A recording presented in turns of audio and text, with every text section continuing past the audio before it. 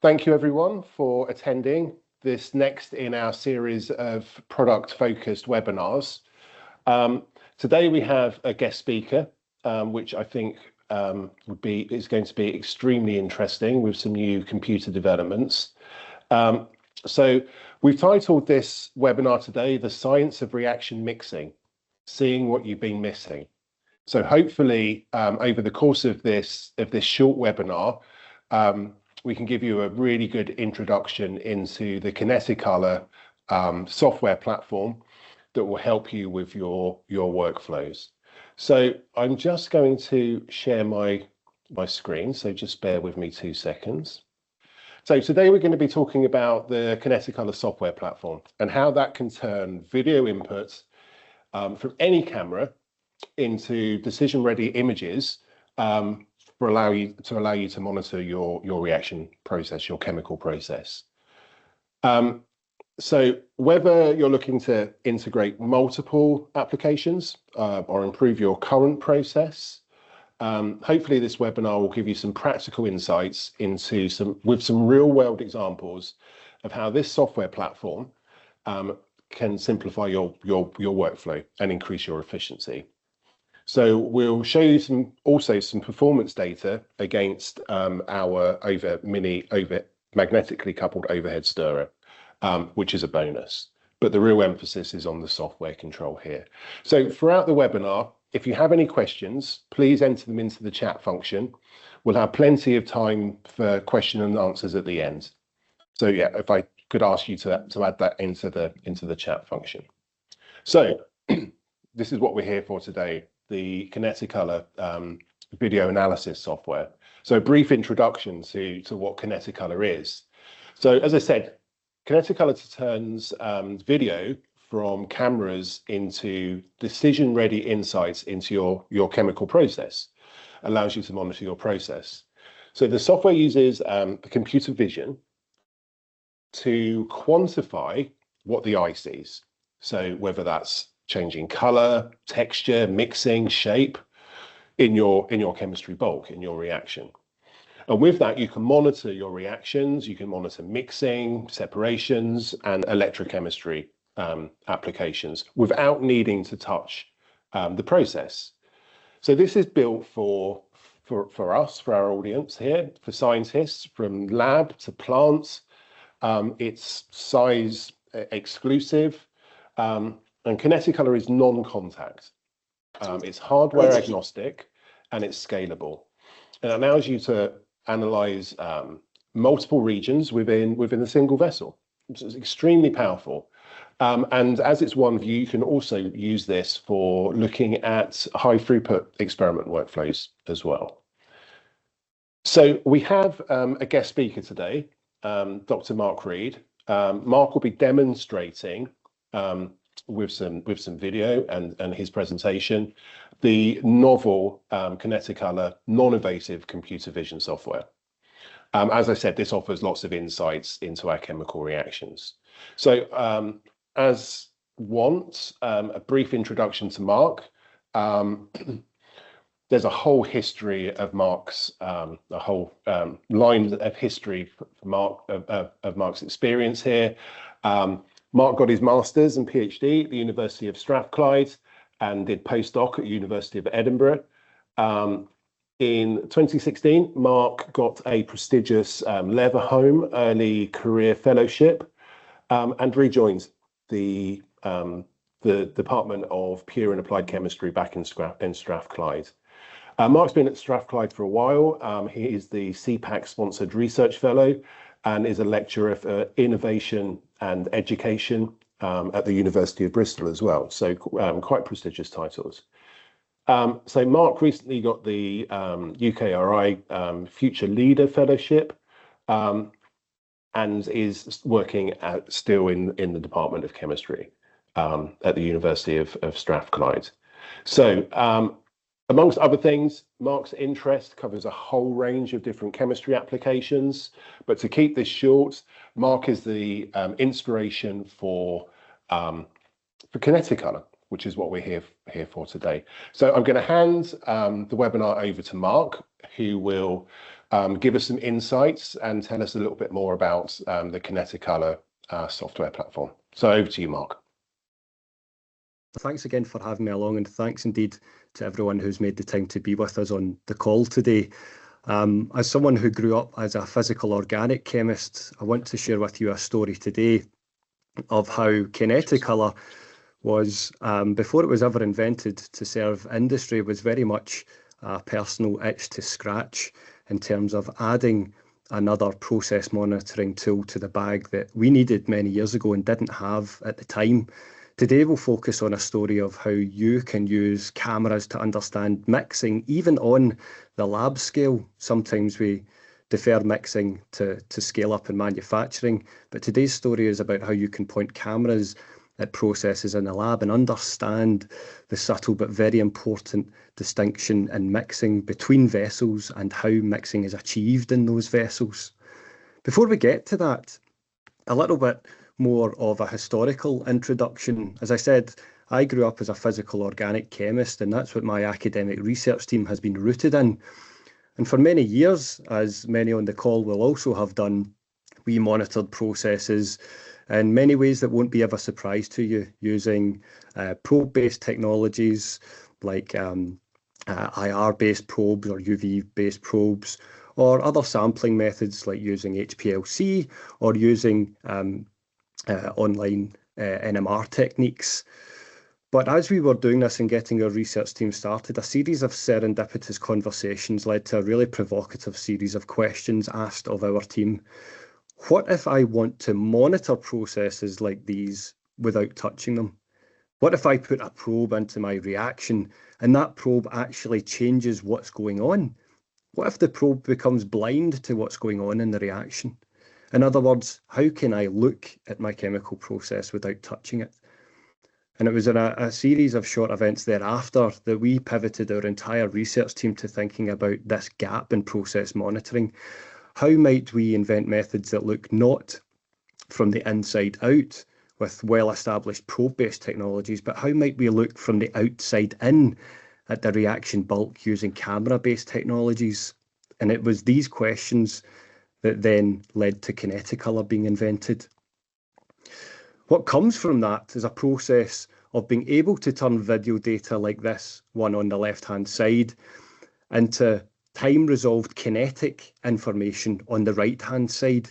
And what you can see here in this time-resolved plot is an example of how we can look at two areas within the same reaction vessel and plot the difference in the rate of colour change over time. We'll get into what the metrics mean, but all you need to see right now is that we're looking at two different areas of the same vessel and showing that mixing occurs at different rates in those different parts of the same vessel.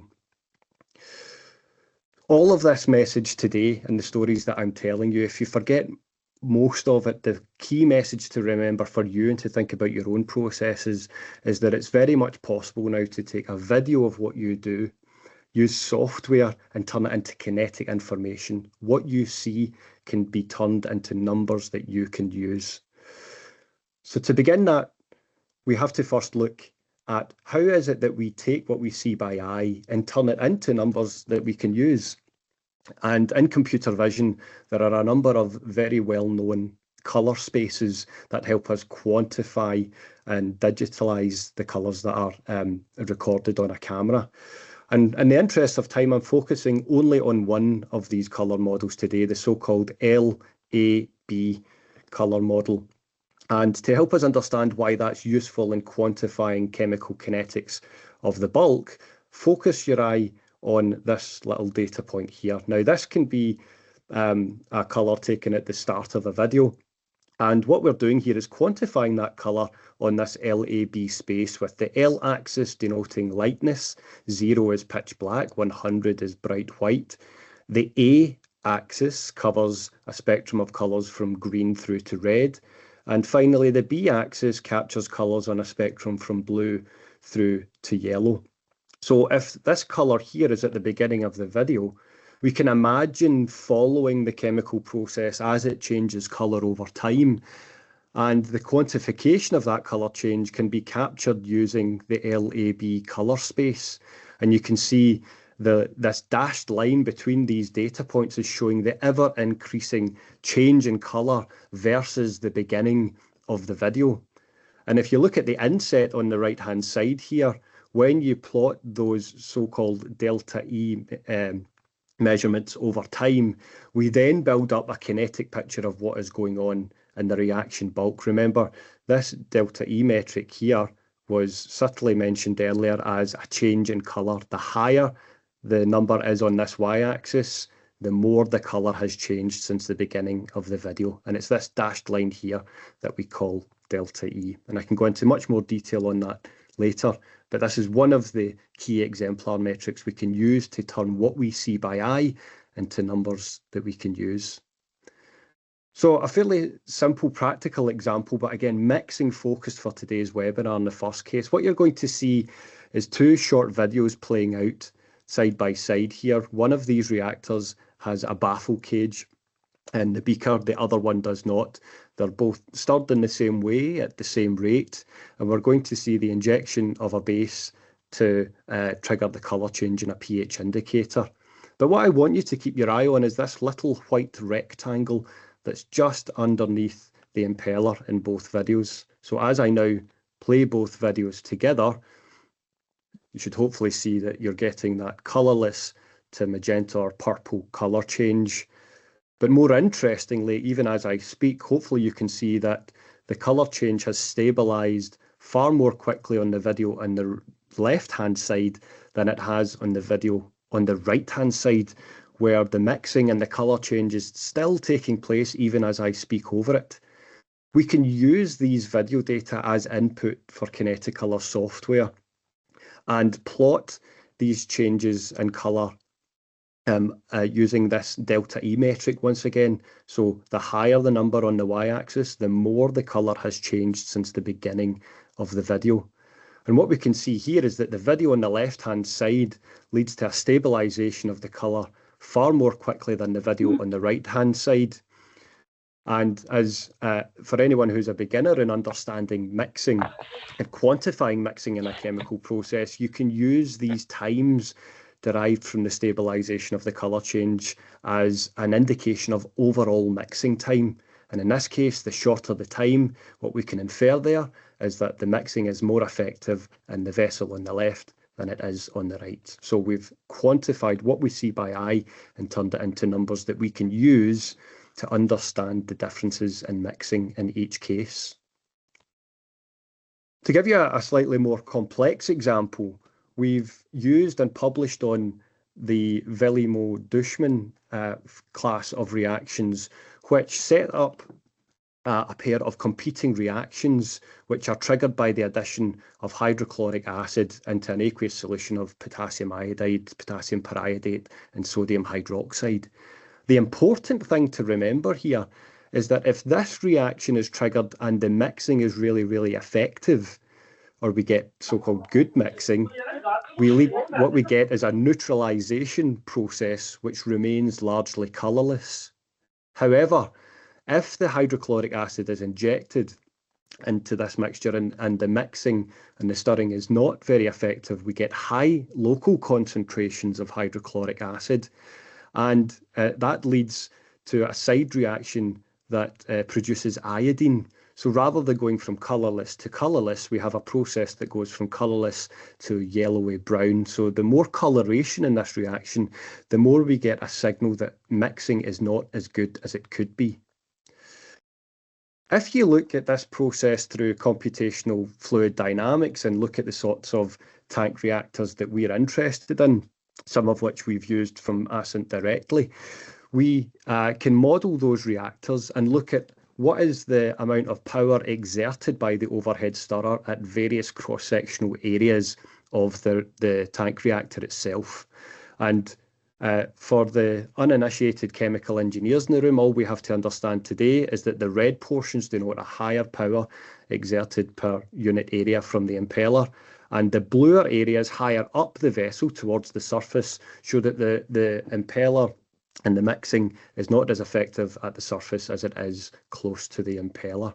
So if we had to ask where in the reactor should we inject the hydrochloric acid, if you want good mixing, models like these ones make it clear that you shouldn't actually inject from the surface, but you should try to inject the hydrochloric acid from as close to the impeller as possible. Now, these are computational models, but we can use Kineticolor to help verify the likes of these CFD models. And what you can see now on the left-hand side are 3 videos showing the hydrochloric acid being injected from the surface, from the midpoint of the reactor, and from the point closest to the impeller. And as you can see by eye here, the amount of yellowing or browning caused by iodine formation is far more severe on the left-hand side when the hydrochloric acid is injected at the surface, compared to what you see when you inject the hydrochloric acid from near the impeller. So what we see here in these videos is firstly consistent with that CFD model, but we can go one step further and quantify those data by using the video as input for Kineticolor software. In this case, to give you a different example of a metric, rather than delta E for color change, we can use this B star metric. And what does that mean? This is a measure of yellowing in the positive Y dimension. So the higher the number in this case, the more the process is yellowing over time. And therefore we can infer that more and more iodine has been formed over time. So if we look at this firstly for the example where the hydrochloric acid was injected near the impeller where mixing is most effective, we only see a modest amount of yellowing over time. Compare that to the case where we inject the hydrochloric acid not from the impeller zone, but from slightly further up the reactor around the midpoint. We can see in this case here quantification of more yellowing than for the impeller zone addition. And finally, we can show the case for the most severe form of bad mixing where the hydrochloric acid is injected from the surface. And we can see here the B star metric more and more positive as we get more and more yellowing. So this helps us quantify this case of poor mixing versus more effective mixing for the impeller zone addition. So once again, this is another bit of a story that says what we take in as raw data is video. We point a simple camera at a chemical process and we use Kineticolor software to turn those data into kinetic information of the reaction bulk that we can use. To take this closer to how we came to collaborate with Asynt more recently, I'll share a little bit of a study that we published recently in ACS Sustainable Chemistry and Engineering, where we asked, how can we quantify mixing in highly viscous solvents, and what is the impact of switching to a highly viscous solvent on the organic synthesis that we want to achieve in those sustainable solvents? So to give you a short version of that story, what we're going to show here is mixing in something like methanol on the left-hand side, which is a petroleum-based solvent, and it might be a solvent that we want to replace by a more sustainable urea-based deep eutectic solvent, which is highly viscous compared to methanol. How can we show that by eye? Well, let's look at the simple process of injecting a dye into the methanol reactor on the left-hand side. So if I play that video now, you can see that a dye is injected and we get to a state of homogeneity really rather rapidly. If we then take that video and quantify it using the color change metric delta E that we introduced earlier, we can see here that over time we get a rapid rise in delta E, a rapid change in color which stabilizes within tens of seconds. Now look at the video that's about to play on the right-hand side for the same dye injected into the viscous deep eutectic solvent. You can see in this case here that mixing takes much, much longer and we don't reach homogeneity in the short time that I show that clip and narrate it to you. So if we then convert that video into the color change data versus time in the form of this delta E metric, you can see very clearly in a more quantified sense now that the mixing time is far more elongated in the viscous solvent versus the non-viscous solvent. So this might seem trivial on the surface, but if we replace the non-viscous solvent with a viscous solvent in the name of sustainability, we have to understand how this can impact the downstream organic synthesis that's taking place in such a viscous solvent. And just before we get there, let's have a look at some of the reactors that we might choose to develop a reaction in. A simple lab scale Schlenk tube, first of all, we can once again look at computational fluid dynamics models of these systems and how they're stirred with traditional stirrer bars. And as you can see again here, the power exerted by the stirrer is most concentrated near the stirrer itself, and this dissipates rather quickly, especially in a viscous solvent as you approach the surface of the vessel. So watch what that looks like in real life for this dye injected into the Schlenk tube here holding a deep eutectic solvent. You can see in the time that I'm narrating here that mixing is reaching homogeneity around the stirrer, but it's far more sluggish as you approach the surface of the Schlenk tube. And important for mixing and Kineticolor, it's not simply a case of pointing at one region of interest and quantifying the colour change over time. We can look at multiple regions to understand the spatially resolved impact on mixing for different cases. So if we look at region A in this example, we see a rather sluggish evolution of the colour change, and it stabilises in the order of hundreds of seconds. Whereas if we look at region B near the stirrer bar, we see a far more rapid rise in delta E and a quicker stabilisation of colour consistent with the CFD model on the left. You can then go a step further and think about, well, what if I made a choice to use not a Schlenk tube, but a round bottom flask? So the CFD model in this case suggests that with all other things being equal, the power exerted by the stirrer bar reaches a far wider cross-sectional area of the reactor than versus the Schlenk tube. But still, let's look at the video of what that looks like in real life. So the mixing does indeed start to homogenize around the stirrer bar really rapidly, but you can see that towards the edges of the reaction volume, it's still taking a long time for the dye to dissipate out to the edges, and this again is consistent with what we modelled by CFD. But now let's take a step further and verify that model quantitatively and experimentally using Kineticolor analysis of such a video. Here, if we analyse region A, we can see a rapid change in colour and stabilisation through this delta E metric. And if we look at region B, we can see that it's a far slower evolution of colour change out towards the edge of the reactor, once again consistent with the CFD model. So if we compare those together and then think, how does this actually impact a reaction that is highly dependent on mixing?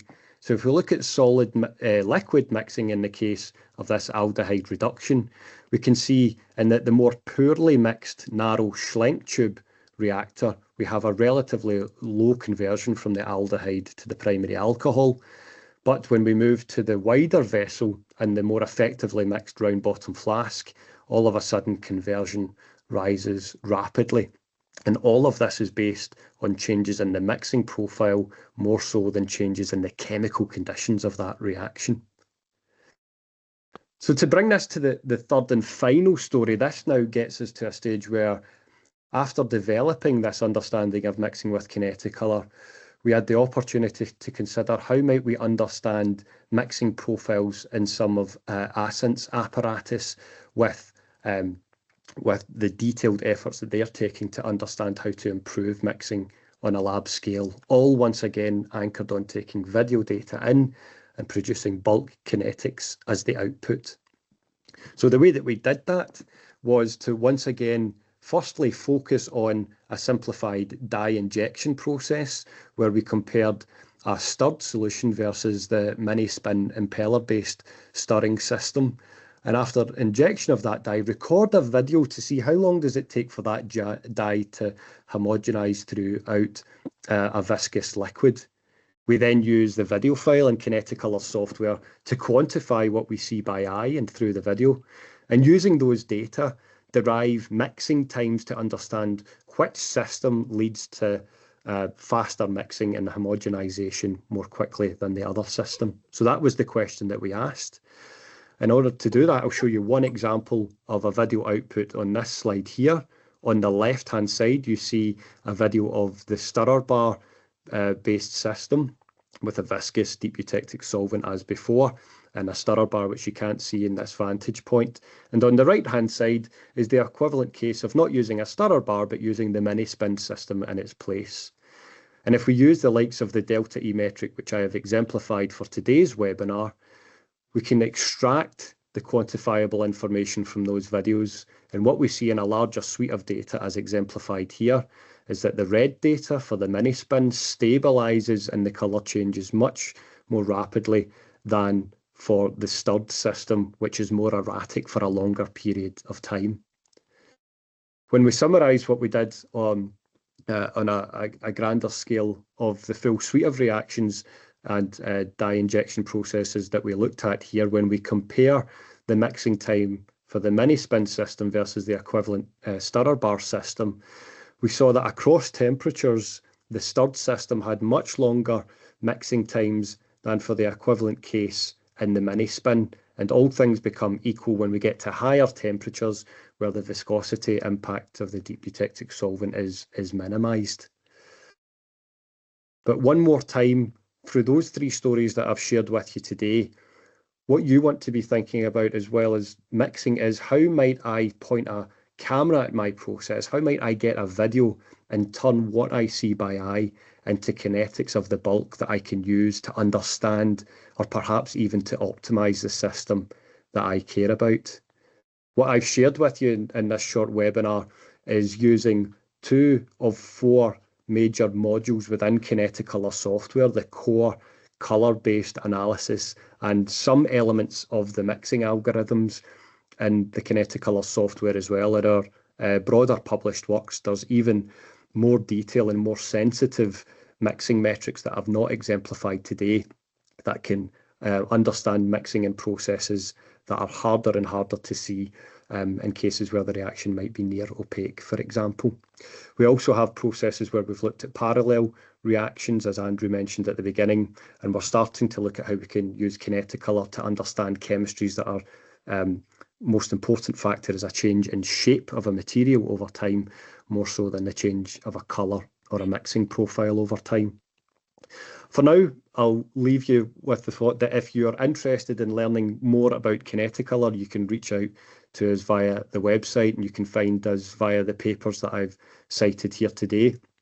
And if you're interested in getting hands-on and seeing a demonstration of the software itself, how you can take your videos in one side and get your kinetics out the other side, you can also reach out to us via the website and arrange that demonstration. So we've seen how the Kineticolor software can help us understand different mixing regimes. And you can see that within different vessels, we have different mixing with baffles and impellers. We can have different mixing compared with traditional magnetic stirrers. And you can see that in the instant with the slank tube, the round bottom flask gave better mixing. So there's a place for different regimes within our chemistry. But we've also seen that the rate of mixing is very important in our reaction for selectivity, byproduct formations, and reproducibility. You know, mixing is chaotic, it's turbulent in its nature. If we can increase mixing, we can have better control of our reactions. And that's a key design in how we are preparing our chemical reaction. And as we've seen, with more viscous material and maybe the introduction of solids, we need better mixing to get our desired outcome of our reaction.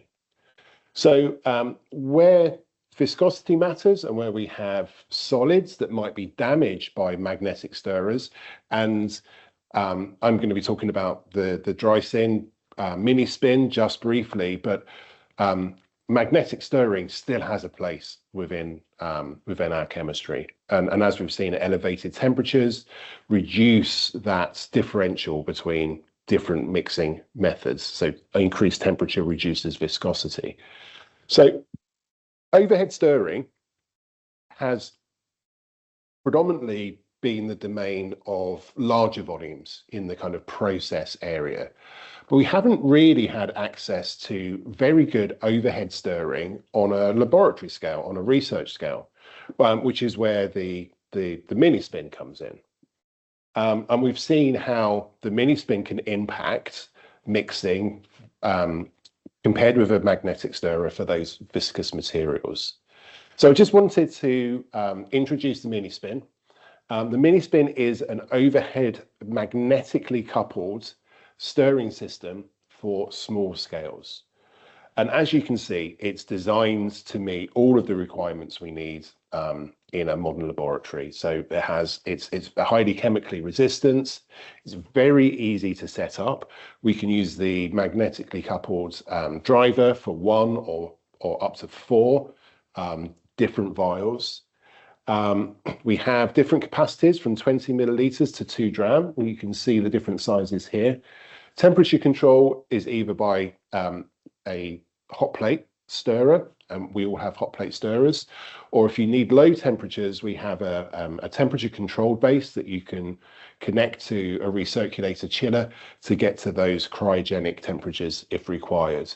But it has a wide temperature range, and it also has a wide number of ports, so we can sample and add, and we can also reflux. So it has most of the capabilities that you would expect from a round bottom flask, but now we're adding increased mixing potentials with overhead stirring. You can see from this image here how it sits on a traditional magnetic stirrer. We're not using the magnet for stirring traditionally. Now we're adding the addition of an overhead, a magnetically coupled overhead stirring system. This is directional. We can change the speed of our propellers. We can reverse, and if we're using solids, that can help us in certain situations. We can also run under inert conditions. As I said, the vessels that we have come with a range of different sidearm configurations, and we can even reflux on these systems here. So that's all I was going to introduce, all I was going to say about the mini spin. You've seen some of the data presented by Marc that shows that this can affect mixing when you need increased mixing profiles within your chemistry. And certainly for viscous media and for where you have applications where you don't want to damage solids in material construction, for example, this plays a good part. So I'm going to finish everything there. Just to say that we've seen a very nice introduction to Kineticolor's non-invasive computer-driven software, and we can see how that can impact our understanding of time and spatially resolved kinetics and mixing data. And I've given you a brief introduction to our new overhead stirring system for small scales, which previously hasn't been available. So what I'm going to do now is open the floor to questions. Hopefully, we have a nice range of questions entered into the chat function. If you haven't entered anything yet, please type that in. My colleague will be reading out the questions, and hopefully we can answer some of those and give you some more insights. One of these is wondering if the cameras will work if the vessel is jacketed. That's a great opening question. So if I've got this assumption wrong, please do correct me. But if we're talking about a single or double jacketed vessel with oil or thermal liquid circulated to control temperature, and it remains a transparent vessel, absolutely. That is materially not different to a beaker as far as the software is concerned, so long as you can point your choice of video camera at that process and get the video data out, be it an MP4 or an MOV file or something equivalent to those, then you can still go through the process of video goes in to Kineticolor and kinetics of the bulk comes out the other side. In relation to that, going further, if it is a jacketed vessel or indeed a non-transparent vessel, we are working with a number of collaborators who, for example, have equipment with cameras already embedded in the hardware. So they're looking for opportunities to turn their existing video data, which exists simply for electronic lab notebook purposes, take those data and turn it into more powerful information. So in other words, rather than just having a video recording exist for the sake of it, then use those video data as input to derive more information, be it on mixing or the colour profile, or something about the spatial distribution of colour across that reactor. So I hope that answers the question on jacketed vessels. Wonderful, thank you. So the next question, in the videos, we're constantly showing a liquid dye and a liquid medium. Are there options available, or is it possible to do solid liquid mixtures such as powders in a heterogeneous reaction? Yes, absolutely. As a key point here, remember that if you can see it by eye, if you can describe it and write it down, the answer is yes. It doesn't matter if we're talking about liquid, solid, solid. If there is an apparent change in colour or distribution of colour or some other visible phenomenon taking place, that's what can be quantified. When you record the video, there's no way for us to tell the camera or the software that it's a particular process. Of course, there are models where you can build in this context, but that's the provocative way of thinking about it. As long as you can get a video, then you can try to quantify that change. What I'm putting in the chat is an example of one of our earliest mixing publications in OPRD, where there's an example of quantifying mixing times for suspended solid in liquid and looking at the settling time of that solid in the liquid. In a later publication, we went on to show how we could do that in a parallel sense for looking at 4 processes where there was a solid impurity inside a liquid bulk, and we stirred those mixtures and looked at the settling time of that solid impurity as a measure of the quality of that given material. Fantastic, thank you. Okay, so next question. On the computer vision itself, how sensitive is the software to movement of the reaction jar itself? For example, if the entire jar is shaken with a defined amplitude to induce mixing, can the software still accurately analyze the mixing process? Yes, that's a great question and something we've thought about a lot ourselves. So again, it's if you've got a video camera that allows you to see that full field of view where you can capture the amplitude, then some of the algorithms within Kineticolor will help you average that change of colour over time. So you see the overall impact, even although there may be some oscillating noise induced by the shaking effect of that mixer itself, you can still capture the overall trend. We've also seen this in a paper that we have under peer review at the moment, and this ties in with the earlier question on does it need to be liquid? We've been looking at characterising solid material degradation using Kineticolor, and in that case it wasn't oscillation through a shaker, but we had oscillation through a light source that was by design turning on and off whilst we monitored the process. And what we saw there is that a main trend could be captured, and superimposed onto that was the oscillation of the light turning on and off. And all of these data are available in Excel and other raw formats. So it's relatively routine then to decouple the main trend from something that may be oscillating over the top. Wonderful. Okay, thank you, Marc. Next question. There are lots of questions, which is fantastic. Excellent. The delta E is resulted from a single point measurement. Could this apply to area measurements? And how do you deal with the in-between colours? Does the curvature of vessels affect the accuracy? And how was the degree of colour related to conversion? There's a lot to unpack in there. There's about 4 or 5 questions, all of which are really legit and excellent. So let me try my best to unpack, and we'll revisit the later ones should I forget them. So delta E is a single point measurement, first of all.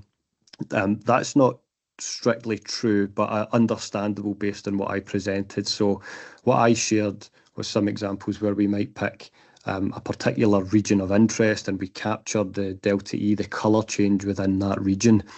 Remember, you can then choose multiple regions, so you can get that delta E information from other parts of the same video process. Where we have tried to treat it as a strict point measurement is when we're comparing what is the delta E at this part of the video where a probe also happens to be sitting, because a probe by design is more of a point measurement, not spatially resolved, whereas the video data are inherently spatially resolved.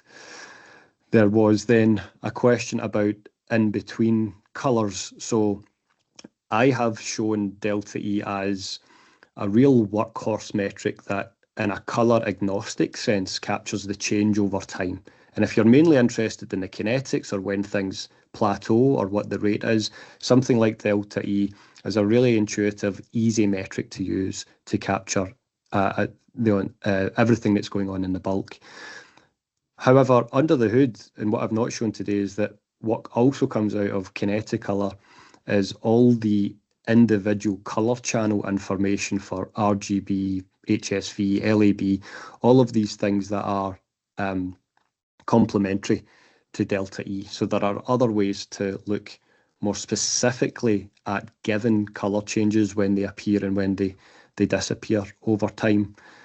So for example, we had a recent publication looking at gas release kinetics from carbon monoxide surrogates. And in that case, we used a particular carbon monoxide sensor, which changed from red to yellow when carbon monoxide was detected. And in that case, delta E was sufficient, but we could go better by looking at the specific hue parameter for what the numbers were on changing from red to the specific yellow that we cared about. So delta E is great, but there is a lot more in there that gets you to those intermediate colour changes. So the other half of those questions, Kirsty, if you could remind me what I might have missed there. Yeah, bear with me. Just scrolling through all the other questions.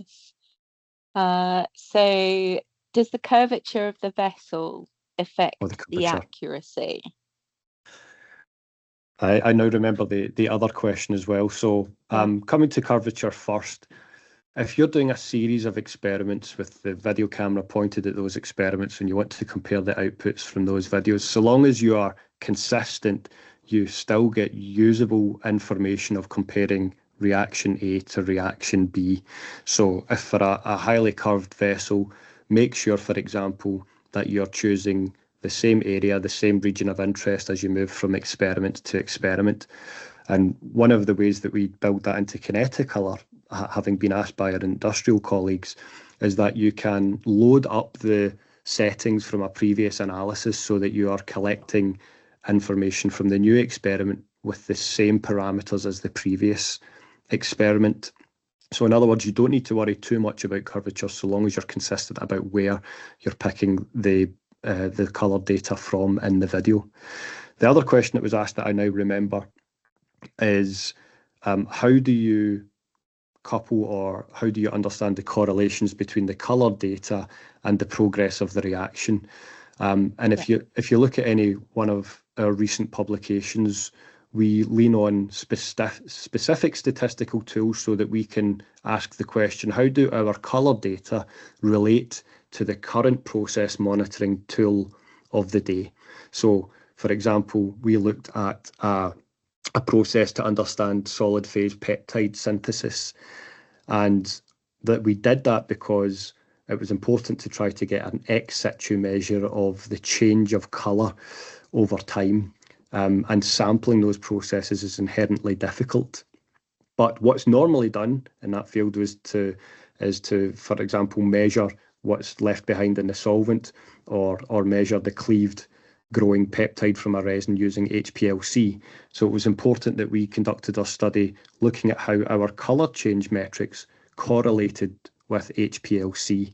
And in that way, we could show, and have done in many studies now, that we give evidence to say that the story of the reaction over time by colour is the same story of the reaction over time by HPLC or NMR, or whatever the other metric of choice happens to be, depending on the chemistry context.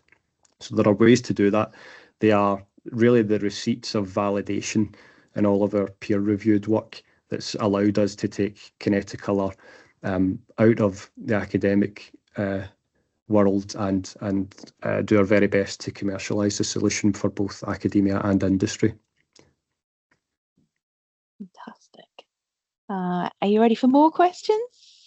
Always. Yeah. I'm very grateful there's so many. Yeah, it's great. Is there any capacity for reaction monitoring using hyperspectral imaging with Kineticolor? Yeah, this is a really timely question. So the short answer is yes.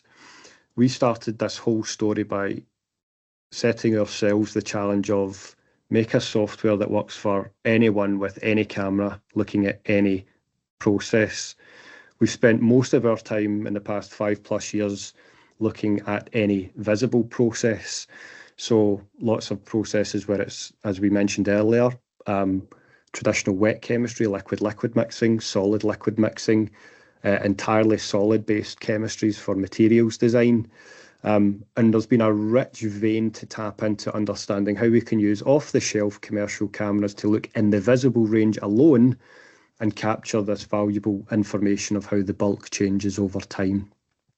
What we're doing now, and again, what we're just about to publish on is, for example, looking at how we can take out a traditional visible range camcorder, let's say, and use a slightly more sophisticated machine vision camera, which in one hardware box has both a visible sensor and a near infrared sensor.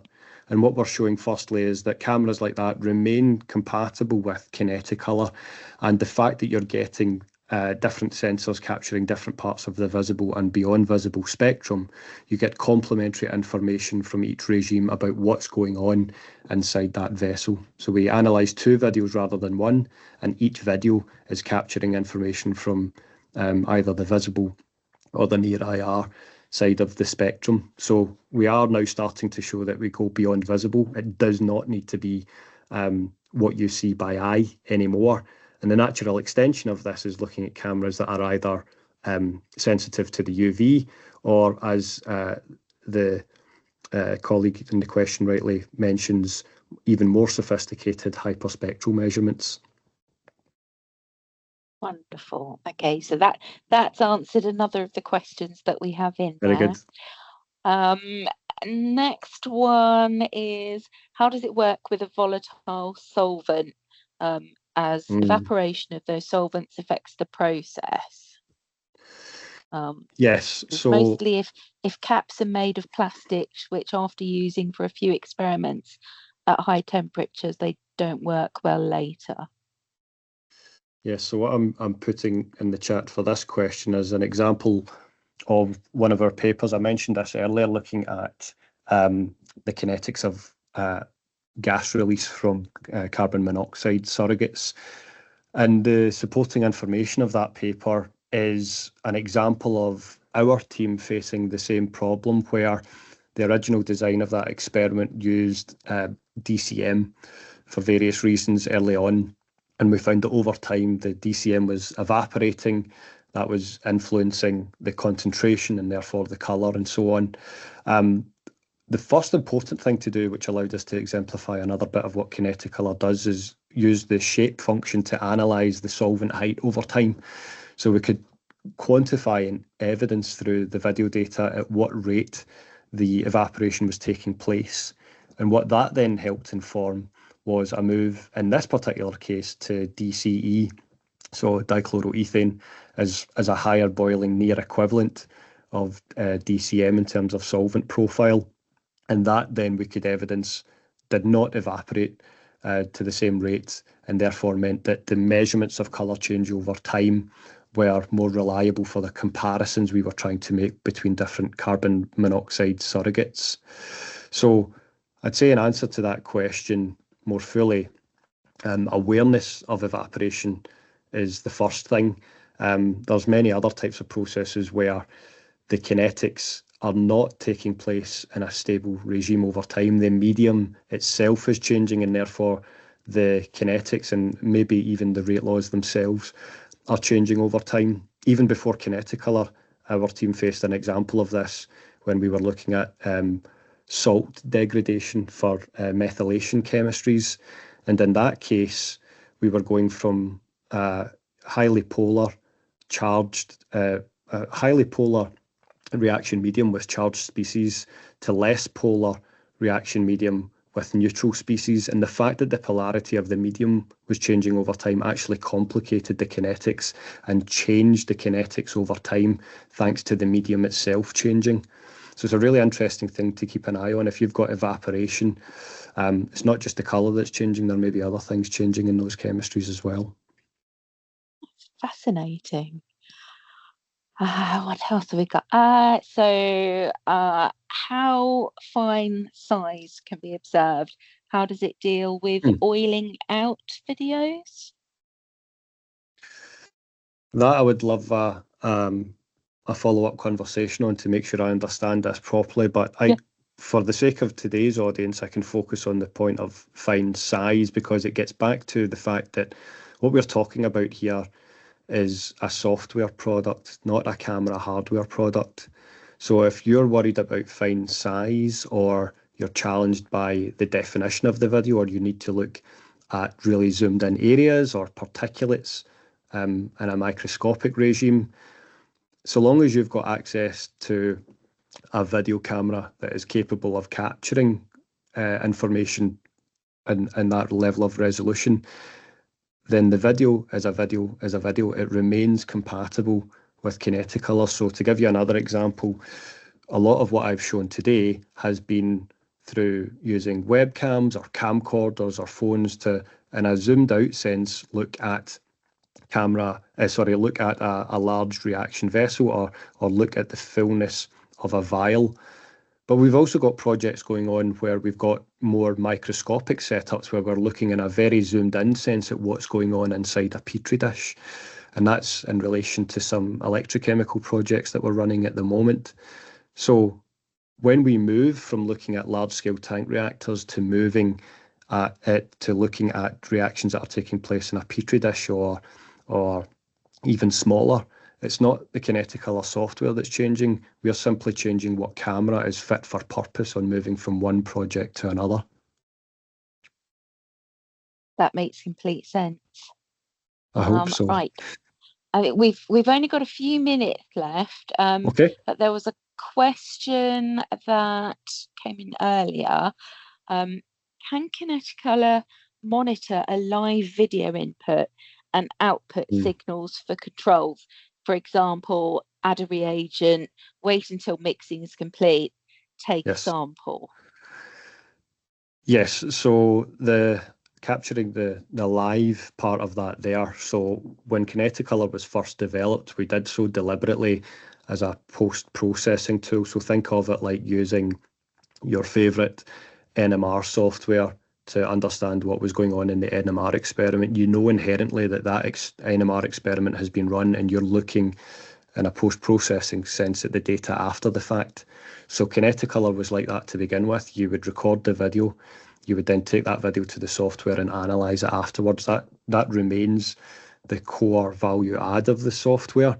But we do have in beta at the moment an ability to plug and play, where you can put the camera of your choice into the computer on which you're hosting Kineticolor software and capture those data as you are figuring out what the setup looks like to get some quick feedback, or if you want to be able to look at things in a staged sense. The final thing I'll say about a staged process where you might be looking at one thing happening then another, this is the other thing we've made sure we've built into Kineticolor, is an ability, like you would expect of any video analysis platform, to trim the video to the point in time that you care about. So we've got projects running at the moment where we might, for a single video, look at the charge of a solid and watching it dissolve. We might then watch the process of how that mixes as another reagent is added in. We might then look at evaporation and so on. So you get phases and regimes of what's going on. And it doesn't mean you need to analyse the whole video. You can analyse that portion in time that you care about most. And if you then decide later that you want to go back to it and analyse another part, that's the beauty of having the raw video. You can analyse it and put it through the software as many times as you want to try to extract all the information that's important to your understanding or optimisation. Amazing. Fantastic. Thank you so much, Marc. I will Pleasure. hand over to you gentlemen just to finish up because we are pretty much out of time. Yeah, that's fantastic. Thank you very much for all of your questions.